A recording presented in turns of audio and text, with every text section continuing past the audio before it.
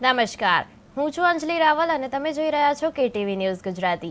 આજની તારીખ 17 સપ્ટેમ્બર 2025 અને 10ના ટકોરે સાબરકાંઠાથી સમાચાર મળ્યા છે કે હિંમતનગર ટાવર ચોક પાસે હિંમત હાઈસ્કૂલમાં વડાપ્રધાન નરેન્દ્ર મોદીના આજે ઉજવાતા 75મા જન્મદિવસની અર્પણ રૂપે રક્તદાન કેમ્પ યોજાયો હતો।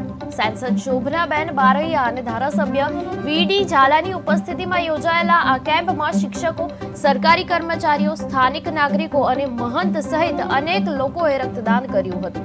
ઇન્ડિયન રેડ ક્રોસ સોસાયટીના સહયોગથી યોજાયેલા આ કેમ્પમાં સૌએ રક્તદાનને મહાદાન ગણાવીને જીવ બચાવવા માટે આ પહેલમાં જોડાયા હતા।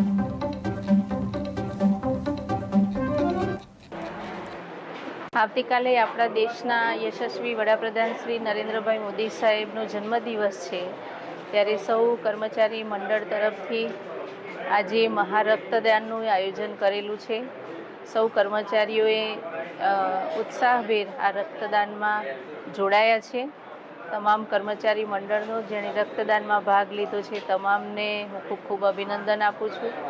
રેડ ક્રોસ સોસાયટી દ્વારા પણ અહીંયા ખૂબ સારી સેવાઓ આપવામાં આવી રહી છે, એમની કામગીરીને પણ બિરદાવીએ છીએ। આ એક સેવા છે કે આ રક્તદાન થકી આપણે કોઈનો જીવ બચાવી શકીએ છીએ, કોઈની રક્તદાન એ મહાદાન કહેવાય છે।